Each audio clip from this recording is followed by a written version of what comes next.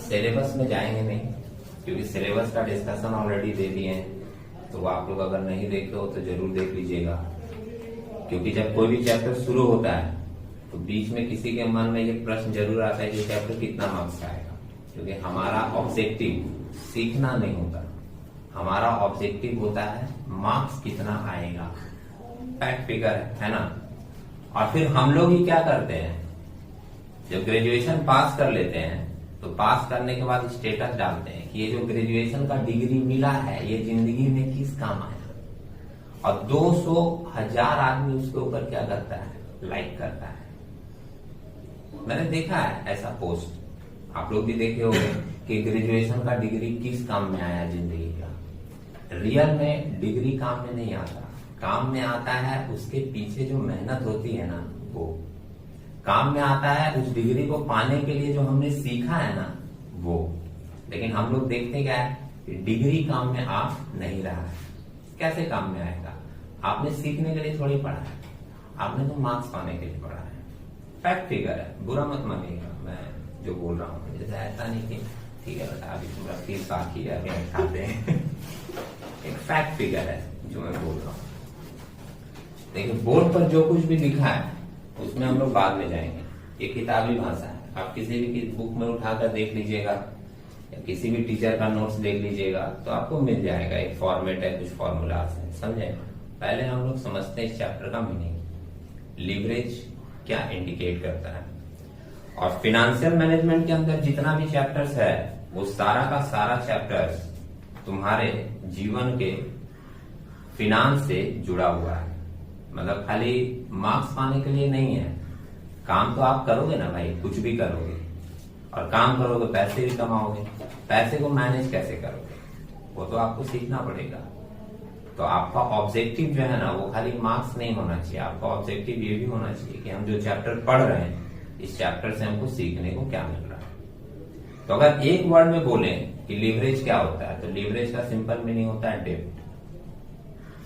मतलब एक कंपनी को अपना बिजनेस चलाने के लिए बहुत जगह से फंड जुटाना पड़ता है। तो कंपनी कहां से फंड जुटाती है, उसमें वो लोन और डेब्ट कितना लेती है, उसको हम लोग सिंपली बोलते हैं लीवरेज। ठीक है, फिनांस की भाषा में। क्वेश्चन ये अराइज होगा कि अगर मान लो कोई कंपनी डेब्ट कैपिटल ले भी ली, तो डेब्ट लेने के बाद उस कंपनी को इसका एनालाइज करने का क्या जरूरत है। मतलब इतनी एनालिसिस जो लिखी गई है, ये सब एनालिसिस करने की कंपनी को क्या जरूरत है, समझे। इसके लिए आपको थोड़ा सा एक बार पीछे जाना होगा अपने पुराने क्लासेस में। क्लास 7, 8, 9, 10 के सिलेबस में फिजिकल साइंस में एक चैप्टर हुआ करता था वर्क, हम लोगों के था 9, 10 में, तो शायद आप लोगों का भी होगा। किसी का 9th में होगा, किसी का 10th में होगा, किसी का 8 में भी हो सकता है। वर्क वाले चैप्टर में, वर्क जिसमें न्यूटन आ जाते हैं, वर्क वाले चैप्टर में एक टॉपिक आ जाता है हम लोगों का लीवर बोलकर। और फिजिकल साइंस में लीवर का मतलब एक फाइनेंस नहीं होता है, वहां पर लीवर का मतलब होता है मशीन। किसी को याद आएगा शायद, ठीक है, अगर थोड़ा बहुत पढ़े होंगे ढंग से। उस समय तो प्रेशर भी रहता ना घर वालों का भी, अभी तो बड़े हो गए हैं 6 सेमेस्टर में, घर वाला पूरा पढ़ रहे हैं, दिन में पढ़ते ही रहेंगे। तो 9, 10 के समय तो थोड़ा प्रेशर रहता है तो पढ़ते हैं, तो उस समय का पढ़ा हुआ थोड़ा बहुत ज्यादा याद आ जाएगा। तो उस समय जो हम लोग पढ़ते थे ना, वो हम लोगों का वर्ड क्या था फिजिकल साइंस में, लीवर। और लीवर का मतलब बताया गया था हम लोगों को कि लीवर का मतलब होता है मशीन।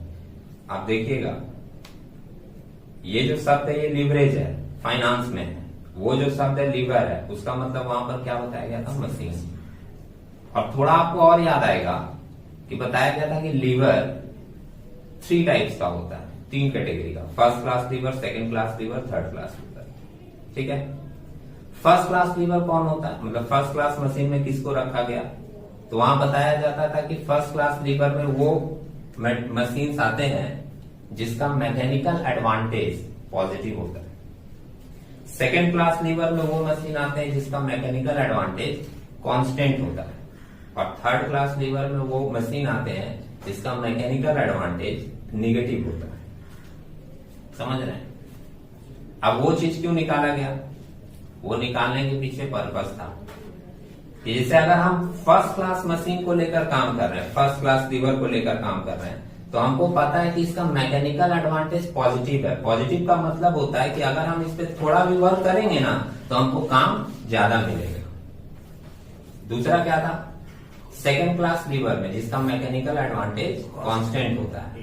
कांस्टेंट का मतलब है कि वहां हम लोग जितना वर्क करेंगे हमको उसका रिटर्न भी उतना ही मिलेगा। और थर्ड क्लास मशीन में किसको रखा गया? जिसका मैकेनिकल एडवांटेज निगेटिव होता है, मतलब हमको काम ज्यादा करना पड़ेगा और रिटर्न कम मिलेगा। समझ रहे हैं? अब आप सोच के देखो एक बार लीवरेज के बारे में।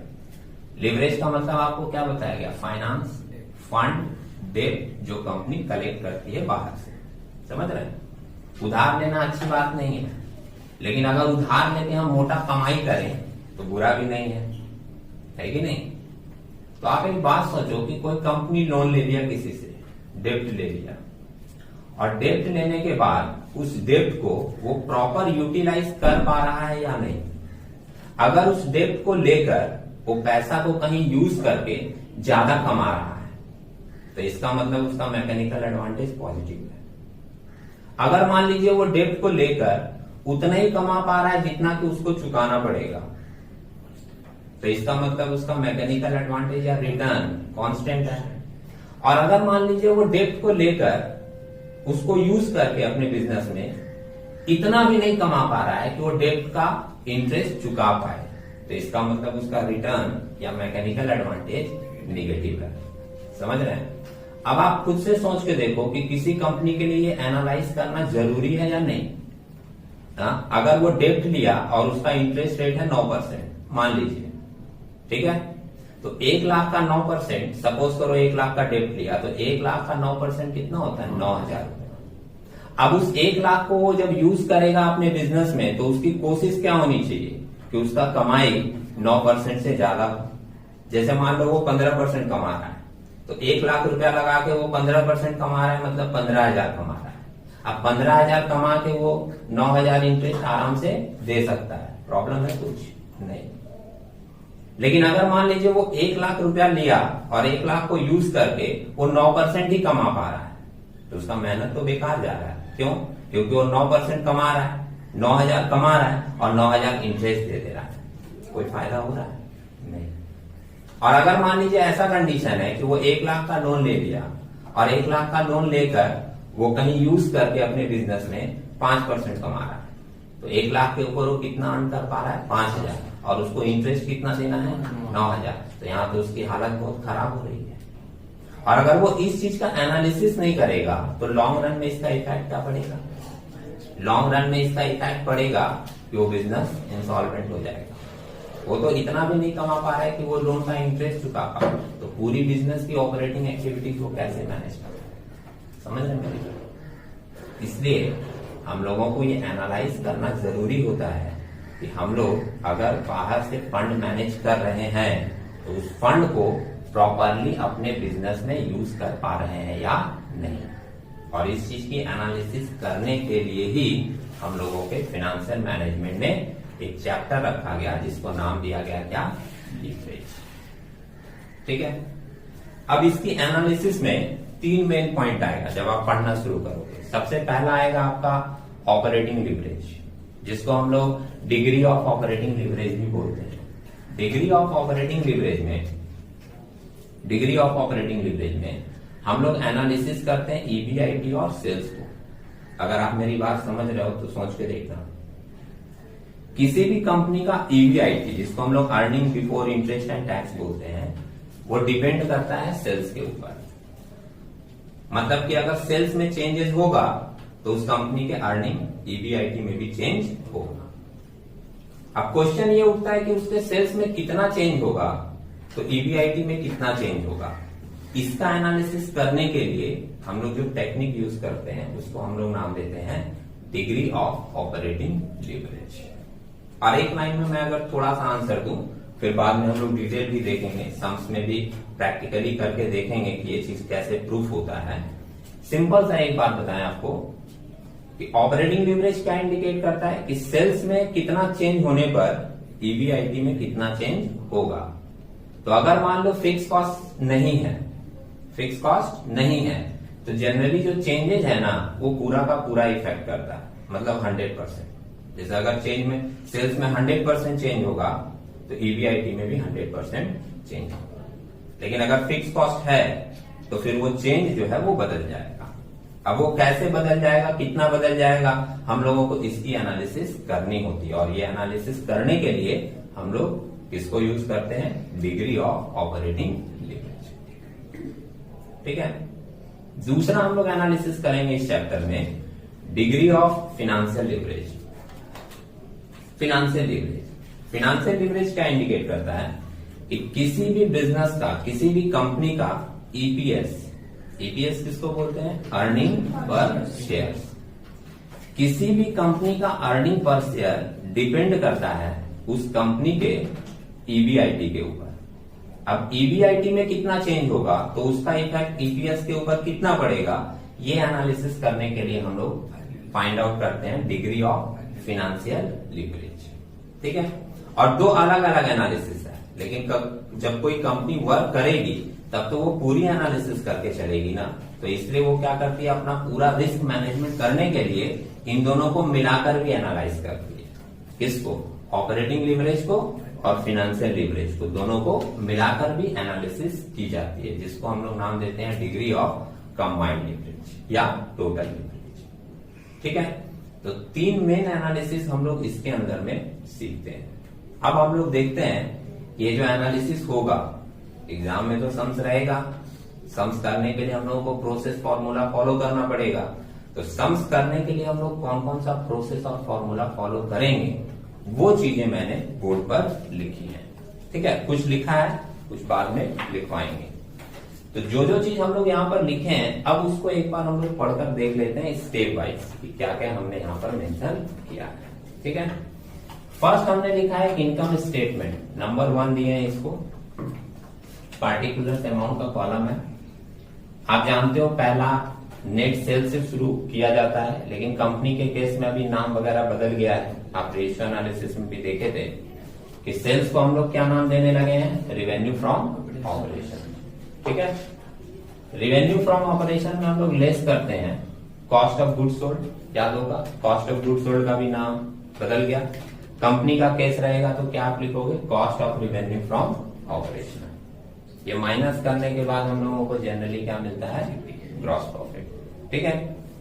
ग्रॉस प्रॉफिट में से हम लोग कुछ खर्चे माइनस करते हैं बिजनेस के, जिसको हम लोग नाम देते हैं ऑपरेटिंग एक्सपेंसेस। एग्जांपल देके मैंने लिखा है क्या, ऑफिस एंड एडमिनिस्ट्रेटिव एक्सपेंसेस और सेलिंग एंड डिस्ट्रीब्यूशन एक्सपेंसेस। ठीक है।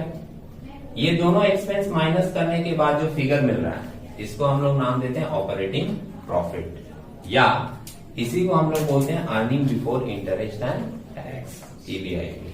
अर्निंग के जगह कुछ लोग प्रॉफिट वर्ड भी यूज करते हैं, तो अगर profit before interest and tax रहेगा तो आप कंफ्यूज नहीं होइएगा, सेम। इसमें से हम लोग माइनस करते हैं क्या, इंटरेस्ट ऑन डेब्ट, या इंटरेस्ट ऑन डेब्ट को हम लोग फाइनेंशियल चार्ज भी बोलते हैं, ये ध्यान रखिएगा, कहीं कहीं रहेगा, समझे। इंटरेस्ट ऑन डेब्ट की जगह वर्ड क्या रहेगा, फाइनेंशियल चार्जेस। तो ये फाइनेंशियल चार्जेस माइनस करने के बाद जो हम लोगों को मिलता है उसको हम लोग नाम देते हैं प्रॉफिट या अर्निंग बिफोर टैक्स। ठीक है। अर्निंग बिफोर टैक्स में हम लोग लेस करेंगे कॉर्पोरेट टैक्स, सम्स में दिया रहता है, जनरली परसेंटेज में दिया रहता है। तो ये परसेंटेज अगर दिया रहेगा तो हम लोग ये परसेंटेज लेंगे किसके ऊपर, ऑन ईबीटी के ऊपर। ठीक है। ईबीटी ये जो फिगर मिला इसके ऊपर परसेंटेज अप्लाई करके अपने निकाल देंगे टैक्स। टैक्स माइनस करने के बाद जो फिगर आता है उसको हम लोग बोलते हैं अर्निंग आफ्टर टैक्स। ठीक है। अर्निंग आफ्टर टैक्स में मतलब ये फाइनल अर्निंग निकल गया कंपनी का। इसमें पहला अधिकार किसका होता है, क्लास 11 से पढ़ते आ रहे हो आप, इक्विटी शेयर होल्डर है, प्रेफरेंस शेयर होल्डर है, तो पहला किसको मिलता है, प्रेफरेंस शेयर होल्डर को। तो अर्निंग आफ्टर टैक्स में से पहले किसको दे दिया जाएगा, प्रेफरेंस शेयर होल्डर को उनका डिविडेंड। और ये प्रेफरेंस शेयर होल्डर को डिविडेंड देने के बाद जो फाइनल बचेगा उसको हम लोग नाम देते हैं earning available for equity share holder. मतलब ये अर्निंग के ऊपर अब किसका राइट है, इक्विटी शेयर होल्डर का, और इसको शॉर्ट में लिख दिए हैं EAES। फॉर्मूला में हम लोग शॉर्ट वर्ड बाद में यूज कर सकते हैं, ठीक है, पहले अगर पूरा लिख के दिखा दिए हैं।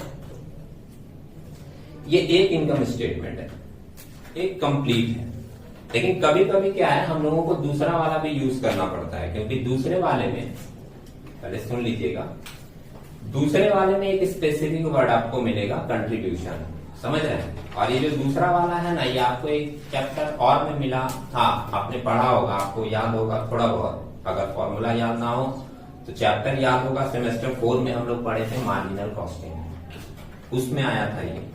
तो इसकी थोड़ी सी जरूरत यहाँ पे पड़ जाएगी, इसलिए इसको मैंने लिख दिया सेकेंड इनकम स्टेटमेंट। सेल्स लेंगे, इसमें माइनस करेंगे वेरिएबल कॉस्ट, तो वेरिएबल कॉस्ट माइनस करके आता है कंट्रीब्यूशन, और कंट्रीब्यूशन से हम लोग लेस करते हैं फिक्स कॉस्ट, तो हम लोगों को मिलता है ऑपरेटिंग प्रॉफिट या EBIT, ठीक है। Earning before interest and tax, और earning before interest and tax के बाद का अगर प्रोसेस रहेगा तो यही वाला प्रोसेस फॉलो हो जाएगा, ठीक है।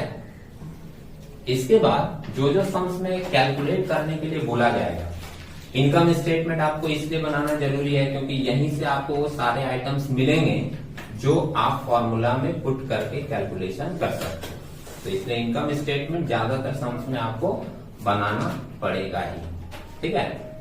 अब जो जो चीज हमसे पूछेगा, जनरली 3 एनालिसिस है तो वो 3 तो रहेगा ही, इसके अलावा भी कुछ चीजें हो सकती हैं, तो जो जो चीज आपसे पूछेगा वो एक एक फॉर्मूला यूज करके आप क्या करोगे, कैलकुलेट कर सकते हो। जैसे पहला नंबर देखिए क्या पूछा गया, degree of operating leverage, DOL, meaning समझ गए। तो DOL निकालने के लिए हम लोग यूज करेंगे कंट्रीब्यूशन बाय EBIT। अब कंट्रीब्यूशन चाहिए तो उसके लिए हम लोग ये वाला फॉर्मेट फॉलो करेंगे, ठीक है। या इसका एक और फॉर्मूला है, percentage change in EBIT divided by percentage change in sales. ये आप कैसे समझ रहे हो, ये मैंने डिस्कस करने के समय कहा था कि EBIT किसके ऊपर डिपेंड करता है, सेल्स के ऊपर। वही एनालिसिस करने के लिए हम लोग कैलकुलेट करते हैं डिग्री ऑफ ऑपरेटिंग लीवरेज, ठीक है। दूसरा लिखा है degree of financial leverage. Financial leverage के लिए हम लोग यूज करते हैं EBIT बाय EBT, या एक दूसरा इसका फॉर्मूला है percentage change in EPS divided by percentage change in EPS, ठीक है। और इसके मीनिंग में भी मैंने कहा था कि किसी भी कंपनी का EPS डिपेंड करता है उसके EBIT के ऊपर, और इसलिए हम लोग एनालाइज करते हैं किसका, फिनेंशियल लीवरेज का, ठीक है। और तीसरा हम लोग निकाले degree of combined leverage. Combined leverage में क्या बताया गया था कि इन दोनों का कॉम्बिनेशन है, तो इन दोनों के कॉम्बिनेशन के लिए हम लोग यूज कर लिए हैं DOL इंटू DFL, ठीक है। और DOL इंटू DFL को यूज कर सकते हो आप डायरेक्ट, या फिर आप दूसरा फॉर्मूला भी देख सकते हो। DOL का फॉर्मूला क्या है, कंट्रीब्यूशन बाय EBIT, और DFL का फॉर्मूला क्या है, EBIT बाय EBT। यहाँ पर आपका EBIT तो कैंसिल हो जाएगा, और एक फॉर्मूला और क्या जनरेट हो जाएगा, कंट्रीब्यूशन बाय EBT, ठीक है। कुछ चीजें और पूछ सकता है सम्स में, जैसे अर्निंग पर शेयर EPS। तो अर्निंग पर शेयर के लिए फॉर्मूला क्या यूज किए, EAES, जो यहाँ पर आपका मिल रहा है, earning available for equity share holder divided by number of shares outstanding. अच्छा, यहाँ पे देखो एक वर्ड यूज किया गया आउटस्टैंडिंग, ठीक है। आउटस्टैंडिंग वर्ड जो है उसका अलग अलग जगह पे अलग अलग मीनिंग होता है। आप क्लास 11-12 में जब पढ़ना शुरू किए थे तो आपको आउटस्टैंडिंग का मतलब क्या बताया गया था, बोला गया था आउटस्टैंडिंग का मतलब होता है बाकी होना, जैसे आउटस्टैंडिंग एक्सपेंसेस, मतलब खर्चा बाकी है, मेरा लायबिलिटी है, बताया गया था। लेकिन आप कहीं दूसरे जगह पर जब ये वर्ड सुनते हो तो इसका मीनिंग अलग हो जाता है। आप क्रिकेट ग्राउंड में जब कमेंटेटरी देखते हो तो लोग क्या बोलता है, आउटस्टैंडिंग शॉट, तो वहां पे तो ये मीनिंग नहीं है ना कि शॉट बाकी है तो बढ़िया मारा है, तो वहां पर हम लोग आउटस्टैंडिंग का मतलब क्या समझते हैं, आउटस्टैंडिंग, ठीक है। वहां पर हम लोग क्या समझते हैं, इसका मीनिंग एक्सीलेंट, बहुत बढ़िया शॉट मारा है। और यहाँ पर जो आउटस्टैंडिंग वर्ड है इसका मतलब समझ के रखिएगा, ये आउटस्टैंडिंग वर्ड इंडिकेट करता है, वर्ड क्या लिखा है, नंबर ऑफ शेयर्स आउटस्टैंडिंग। ये आउटस्टैंडिंग वर्ड इंडिकेट करता है number of shares traded in the market. मैं रिपीट करता हूं जिन्होंने नहीं सुना, ये नंबर ऑफ शेयर्स आउटस्टैंडिंग क्या इंडिकेट करता है? शेयर्स बाकी है ऐसा कुछ नहीं है। Number of shares outstanding indicate करता है number of shares traded in the market, कि मार्केट में आपका कितना शेयर ट्रेड कर रहा है। ऐसा भी तो होता है ना, पढ़े ना हम लोग सेमेस्टर 5 में, कंपनी के पास 1 करोड़ शेयर है लेकिन वो इश्यू किया है 80 लाख, तो मार्केट में कितना ट्रेड कर रहा है? 80 लाख। तो मेरा कैलकुलेशन 1 करोड़ पे नहीं होगा, मेरा कैलकुलेशन 80 लाख। क्लियर है? इसके अलावा एक और फॉर्मूला है वो लिख लीजिए, वो भी पूछा जाता है सम्स में। लिखिए पॉइंट नंबर 5 देकर, इसके नीचे लिखिएगा पॉइंट नंबर 5। आप लोग लिखिएगा, मैं बता रहा हूं, इंपॉर्टेंट है।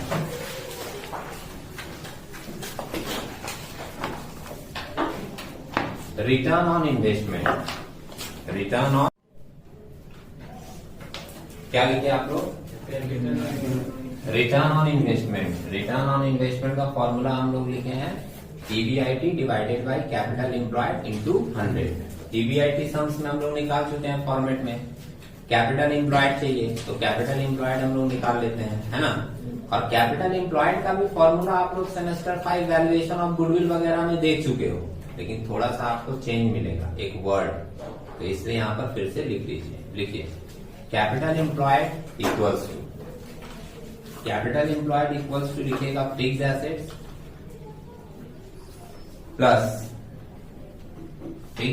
Plus investment plus current assets minus current liabilities. Fix assets plus investment plus current assets minus current liabilities. ठीक है, अब यहाँ पे चेंजेस देखिए क्या है। जब वैल्यूएशन ऑफ गुडविल पढ़े थे आप लोग, उसका आप कैपिटल एम्प्लॉयड जब निकाल के देखोगे तो उसमें आपको मिलेगा fixed assets plus current assets minus current liabilities. Valuation of goodwill purpose के लिए हम लोग इन्वेस्टमेंट को as a capital employed consider नहीं करते हैं, समझे। लेकिन लीवरेज पर्पस के लिए हम लोग इन्वेस्टमेंट को भी as a capital employed consider करते हैं।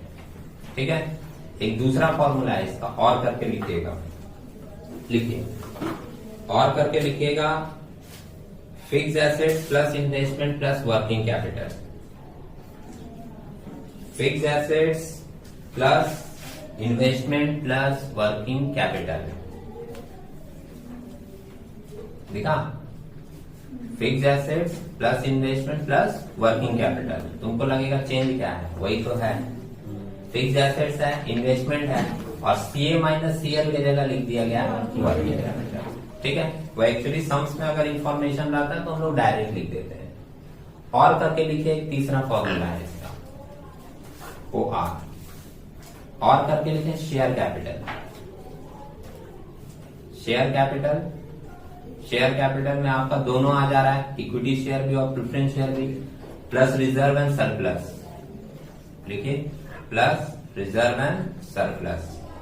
रिजर्व एंड सरप्लस में आपका सारा रिजर्व आ जाएगा, प्लस डेप्ट। डेप्ट के अंदर आपका आ जाएगा लोन और डिवेंचर, ठीक है, और minus fictitious assets, minus fictitious assets. और फिक्टिशियस एसेट्स के अंदर हम लोग सेमेस्टर 5 से पढ़ते आ रहे हैं, 5 आइटम होता है, बता सकते हो कोई?